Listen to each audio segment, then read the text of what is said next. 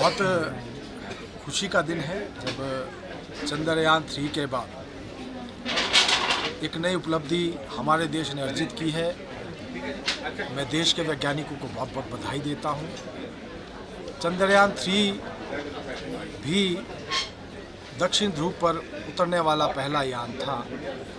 और हमारा देश दुनिया का चौथा देश बना जब हमने चंद्रयान को चंद्रमा की सतह पर सफलतम लैंडिंग करवाई और स्मूथ लैंडिंग उसकी हुई। तो मैं समझता हूँ हमारे देश के लिए एक बहुत महान उपलब्धि थी।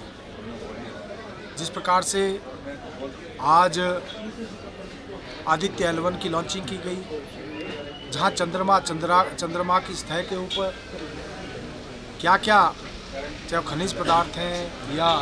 क्या क्या संभावनाएं हैं, वो चंद्रयान इस कार्य को करेगा।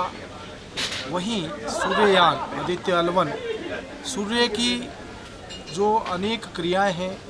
या सूर्य को लेकर जो भी स्टडीज़ हैं उसके लिए ये यान जो है इस काम को करेगा। तो मैं समझता हूँ अंतरिक्ष के क्षेत्र में हमारे देश ने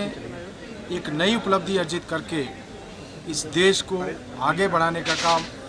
और विशेष रूप से इसरो ने जिस प्रकार से ये जो अभियान लॉन्च किया है, एक के बाद एक निश्चित रूप से इस देश का गौरव बढ़ाने वाला है। इस अवसर पर जहाँ मैं अपने देश के महान वैज्ञानिकों को बहुत बहुत शुभकामनाएं देता हूँ इस सफलतम परीक्षण के लिए, इस सफलतम जो उपलब्धि हासिल की है उसके लिए। साथ ही साथ देश के प्रधानमंत्री नरेंद्र मोदी जी का भी मैं धन्यवाद भी करता हूँ, उनका आभार भी प्रकट करता हूँ कि उनके कुशल नेतृत्व में आज हमारा देश हर स्फीयर में, हर क्षेत्र में, चाहे वो अंतरिक्ष का क्षेत्र हो या अन्य क्षेत्र है, हमारा देश उपलब्धि के बाद उपलब्धि अर्जित कर रहा है। और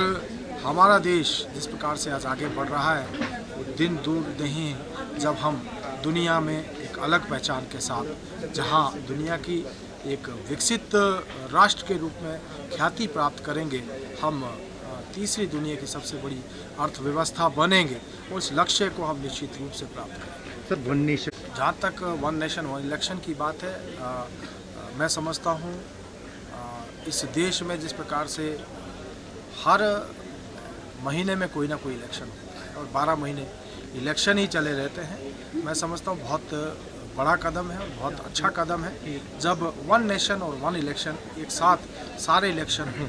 और जिसके कारण जो देश का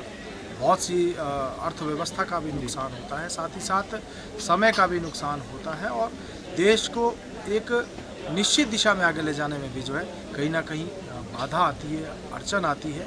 अगर ये हमारा वन नेशन वन इलेक्शन जो है लागू हो जाता तो निश्चित रूप से हमारे देश को इसका फ़ायदा मिलेगा। एक सराहनीय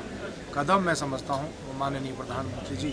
ने इस दिशा में बढ़ाया। सर, भाजपा जो ये घमंडिया गठबंधन बना है और जिस प्रकार से शुरुआत से ही आपस में ही इनमें मतभेद है, कल ममता जी उठकर चली गई और आज बहुत सारे दूसरे लोग भी हैं, कहीं ना कहीं मोदी जी के खिलाफ इकट्ठा होने का इन्होंने प्रयास किया था। लेकिन मैं नहीं समझता कि ये बहुत देर तक चलने वाला है, क्योंकि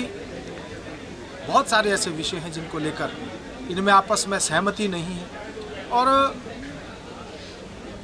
ये जो गठबंधन है, जो पहले भी पिछली बार भी एक गठबंधन बना था, 26 पार्टियों का गठबंधन बना था, इसी प्रकार का जो है घमंडिया गठबंधन है, ये भी बहुत लंबे समय तक चलने वाला नहीं। और 2024 में